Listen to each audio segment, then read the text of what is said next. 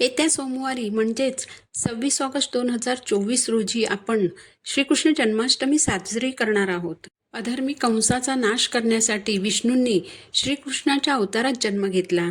तो दिवस आपण कृष्ण जन्माष्टमी म्हणून साजरा करतो. श्रावण महिन्यातील कृष्ण पक्षातील अष्टमीला कृष्ण जन्माष्टमी साजरी केली जाते.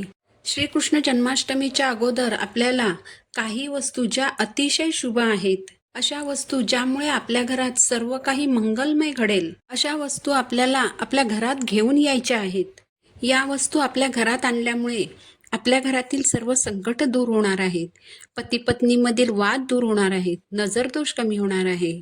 या वस्तू शुभ आहेत, त्यामुळे या वस्तू आपल्या वास्तूमध्ये असायलाच हव्यात. या वस्तूंपैकी एक वस्तू जरी तुम्ही घरात आणली आणि श्रीकृष्ण जन्माष्टमीच्या शुभ मुहूर्तावर याची आपल्या घरात स्थापना केली तर सर्व संकट दूर होतात. या वस्तू कोणत्या आहेत हे मी तुम्हाला आज या व्हिडिओमध्ये सांगणार आहे. तसेच या दिवशी आपल्याला कोणत्या 2 चुका करायच्या नाहीत हे देखील मी या व्हिडिओमध्ये सांगणार आहे. यासाठी तुम्ही व्हिडिओ शेवटपर्यंत ऐका. चॅनलवर नवीन असाल तर चॅनलला सबस्क्राईब करा आणि माहिती उपयुक्त वाटली तर व्हिडिओला लाईक करा. चला तर मग व्हिडिओला सुरुवात करूया.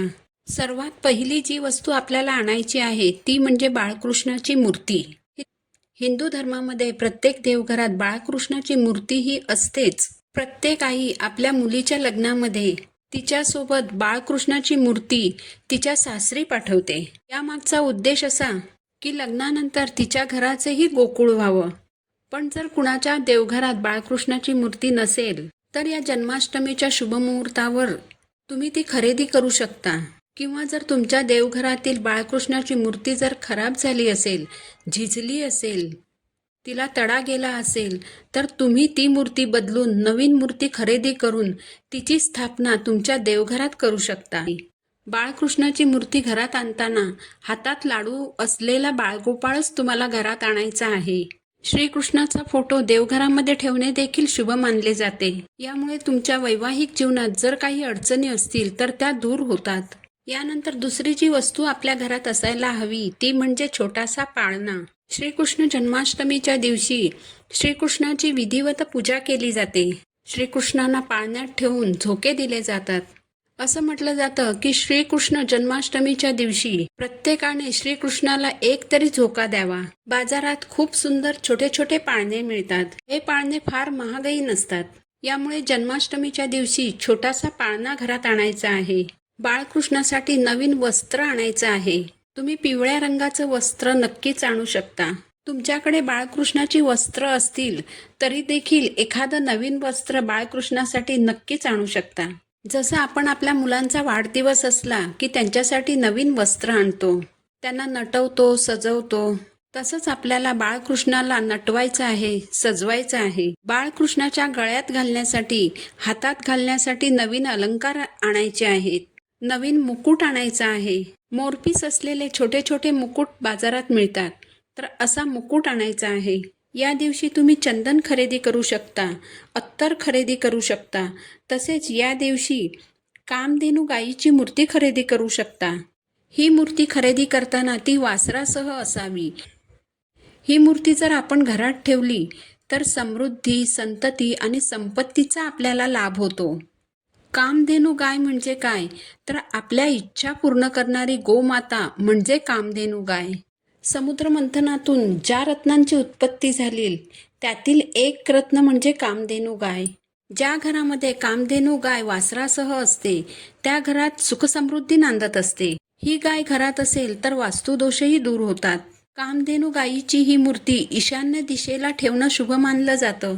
तसेच आपण जेव्हा श्रीकृष्ण जन्माष्टमीची पूजा करतो त्या पूजेमध्ये देखील ही कामधेनू गायीची मूर्ती देखील ठेवायची असते आणि तिची पूजा करायची असते. त्यामुळे अतिशय शुभ अशी ही कामधेनू गायीची वासरासह असलेली मूर्ती तुम्ही श्रीकृष्ण जन्माष्टमीच्या शुभ मुहूर्तावर नक्कीच खरेदी करू शकता. श्रीकृष्ण जन्माष्टमीच्या दिवशी तुम्ही बासरी खरेदी करू शकता. तुम्ही बांबूची किंवा चांदीची बासरी खरेदी करू शकता. चांदीची बासरी जर घरामध्ये असेल तर तिचे विशेष शुभ परिणाम आपल्या घरावर होत असतात. चांदीची बासरी जर आपल्या घरात असेल तर आपल्या घरामध्ये कधीही पैशाची अडचण निर्माण होत नाही, पैसा कमी पडत नाही. परंतु सर्वांनाच काही चांदीची बासरी खरेदी करणं शक्य नाही. त्यामुळे तुम्ही बांबूची बासरी देखील खरेदी करू शकता. ही सुद्धा अतिशय लाभदायक असते. यामुळे शिक्षण, नोकरी, व्यवसाय यामध्ये आपल्याला यश लाभतं. त्यामुळे तुम्ही श्रीकृष्ण जन्माष्टमीच्या दिवशी बांबूची किंवा चांदीची बासरी खरेदी करून तुमच्या घरामध्ये तिची स्थापना करू शकता. यानंतर आपल्याला प्रत्येकाला सहज खरेदी करता येईल अशी वस्तू म्हणजे मोरपीस. श्रीकृष्णांना मोरपीस अतिशय प्रिय आहेत. एक मोरपीस आपले भाग्य बदलू शकते. घराच्या उत्पन्नात वाढ होण्यासाठी घराच्या आग्नेय कोपऱ्यात एक मोरपीस ठेवावे. वास्तुशास्त्रानुसार घरात मोरपंख ठेवल्याने वास्तुदोष दूर होत असतो. वास्तुदोष दूर करण्यासाठी जन्माष्टमीच्या दिवशी 8 मोरपिसं घेऊन ती पांढऱ्या धाग्याने एकत्र बांधायची आहेत. ही मोरपिसं हातात घेऊन आपल्याला ओम सोमाय नमः हा एक माळ मंत्र जप करायचा आहे आणि त्यानंतर घराच्या मुख्य दरवाजाच्या वरच्या चौकटीवर ही मोरपिसं आपल्याला बांधायची आहेत. यामुळे निगेटिव्ह एनर्जी घरात शिरत नाही. पूजेच्या ठिकाणी किंवा धार्मिक पुस्तकामध्ये मोरपीस ठेवलं तर घरामध्ये सुखसमृद्धी येते. मुलांचा हट्टीपणा दूर करण्यासाठी मोरपीस हातात घेऊन त्याने आपल्याला मुलांच्या डोक्यावर वारा घालायचा आहे.